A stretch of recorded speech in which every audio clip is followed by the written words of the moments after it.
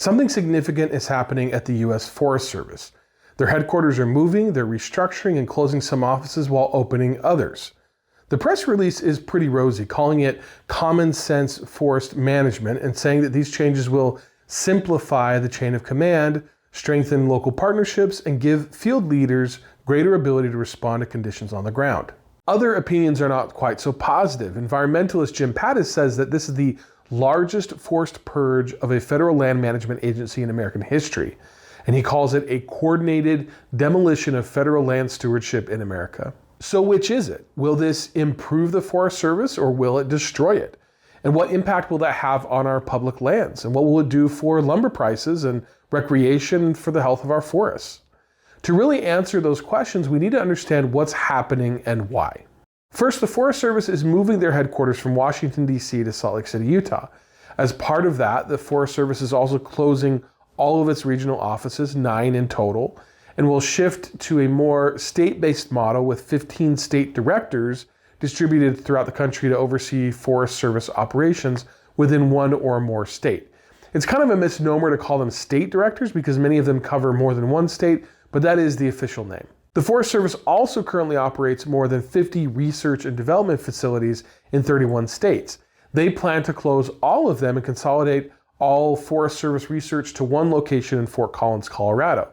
These research facilities focus on things like improving the health of forests and grasslands, watershed protection, forest fire prevention, and general scientific research. So is this a good thing or a bad thing? Well, like most things, that depends a lot upon who you are and what you care about. And while I will tell you exactly my thoughts at the end of the video, what I want to do first is provide you with the facts and what some of the consequences may be, both for good and for bad. So let's first talk about what can be gained through this new approach. The announcement states that the move of the headquarters will position the Forest Service closer to the landscapes they manage and the people who depend on them. And that is true. 90% of Forest Service lands are west of the Mississippi.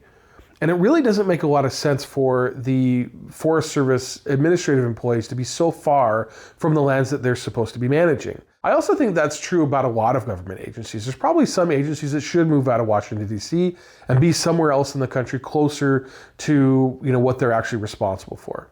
Now, in my opinion, Washington, D.C. is a cesspool of lobbyists and special interests. You're all being paid. You're all serving some master, each and every one of you, and I know that for a fact. Now, not all of that will go away with a move like this, but I think that it does get people closer to what matters and away from DC. So in the end, I think it actually may be a good thing to move the headquarters away from DC into a place like Salt Lake City that's a little bit closer to what they're supposed to be managing. But in order for us to evaluate the rest, I think it really helps to understand what the Forest Service actually does. So the U.S. Forest Service is part of the U.S. Department of Agriculture, or the USDA. Its core purpose is to balance ecological conservation with sustainable resource use, including timber, grazing, recreation, and water. They manage 154 national forests and 20 national grasslands, covering 25% or so of all federal land and a total of 193 million acres. The Forest Service's objectives are sometimes in conflict because they preside both over conservation and resource extraction. It's hard to conserve a forest when you're cutting it down, and it's hard to extract resources when you may be prohibited because of some law related to conservation. That dichotomy has been a challenge for well over 50 years and has boiled over at points, especially during the 90s in what was called the timber wars, where you have loggers fighting with environmentalists over land. Now, a while back, I made what I think is a really good video about this topic that went into a lot of detail and talked about both sides of the issue. If that's something that you're interested in, you should really check it out. Now, I'll leave a link here as well as one in the description. But just to give you an idea of some of the feeling at the time, here are a couple of clips from people who were interviewed back then to talk about what was going on. We can't allow any particular group say we're going to manage or handle this timber for our particular benefit. It's not for the loggers or the timber companies to choose or to make that decision. These timberlands belong to the American people. We should get the old growth cut off because it's wasted land. I mean, it's a waste standing there using up land that could be growing a good crop. The environmentalists, the Audubon Society, all them people, they're going to take it all away from us, and they should be shot. So the arguments between the people who want to use the land for its resources and those who want to preserve it for nature and recreation have always been at odds. And the Forest Service is in the middle of that. But one amazing thing that the Forest Service has done over the years has been research. And that is also changing with this reorganization. But before I get into the details on that, I want to talk about this video's sponsor, Monarch Money. Now, you guys have heard me talk about Monarch Money before. It's an ad-free personal finance platform that brings all of your accounts into one place.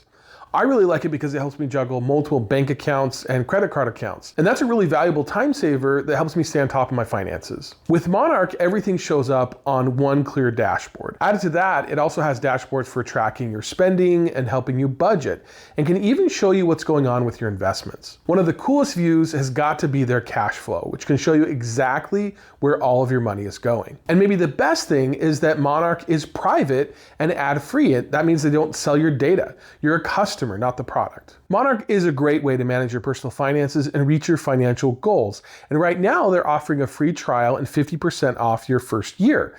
And so if you want to help manage your finances, check out Monarch Money and use my code DIYDave50 to get the deal.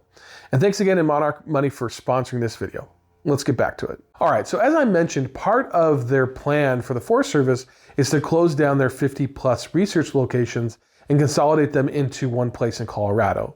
And while that may make sense on the surface from a cost or efficiency perspective, in my view, it really only damages research.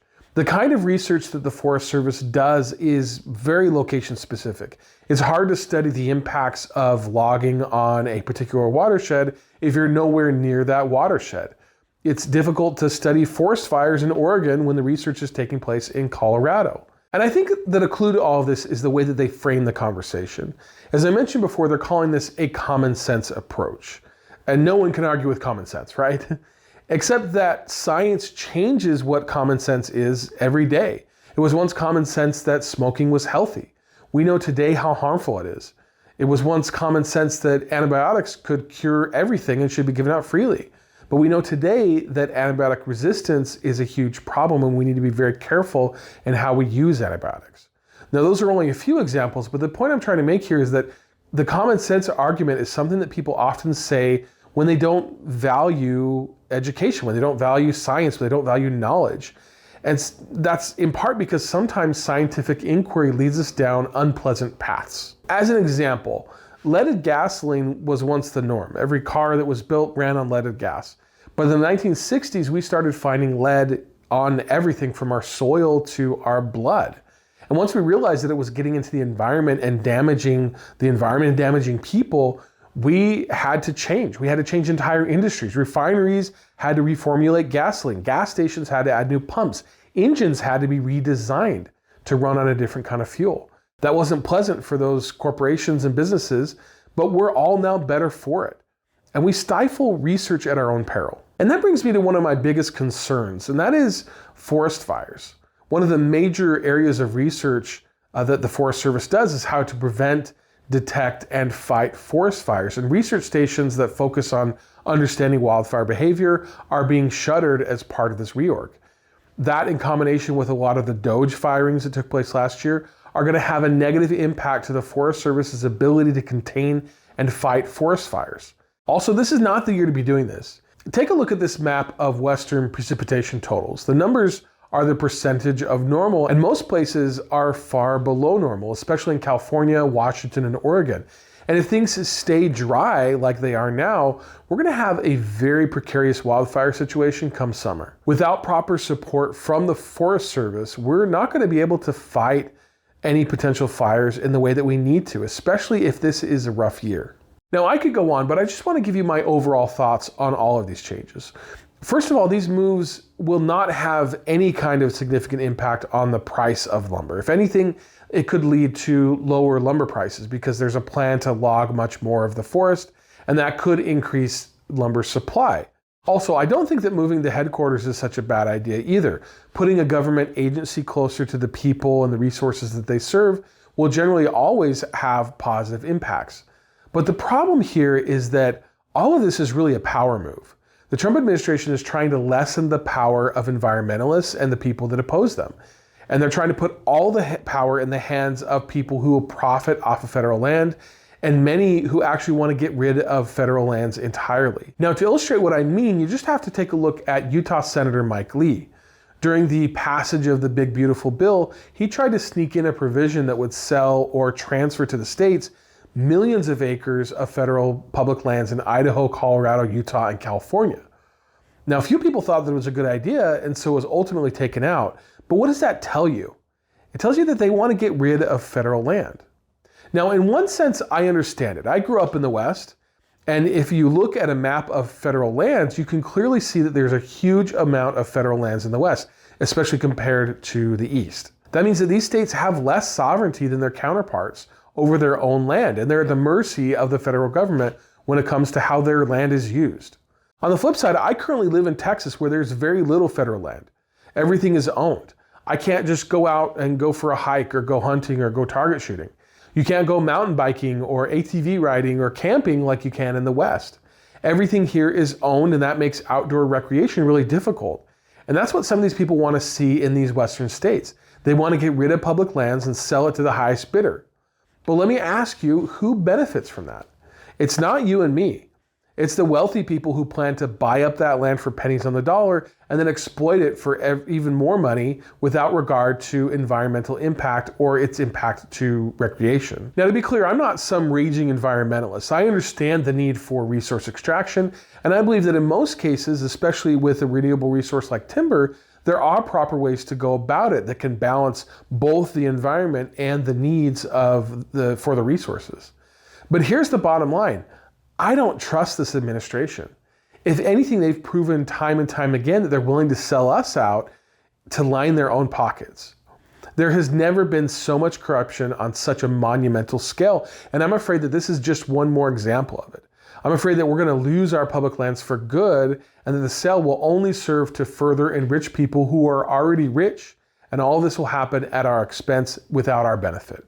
Now, in the end, the Forest Service has that dual role of protecting the environment and also providing for the resources that people need. But with this administration, they're so focused on the resource extraction piece that they're not giving enough thought to the conservation piece, and there really needs to be more balance there. That will help us protect and preserve our forests indefinitely for all uses. But tell me, what are your thoughts? Do you see these changes as positive? Do you see them as negative? Do you live in the West, and have you seen firsthand how forests are managed or mismanaged? Leave me a comment and let me know. Thanks again for watching. Hit that like button, subscribe, and again, as I mentioned, if you want to check out the deep dive video that I made on the timber wars and on how the government has mismanaged our forests for decades, you can check that out here. I'll leave a link below as well, and I'll see you in the next one.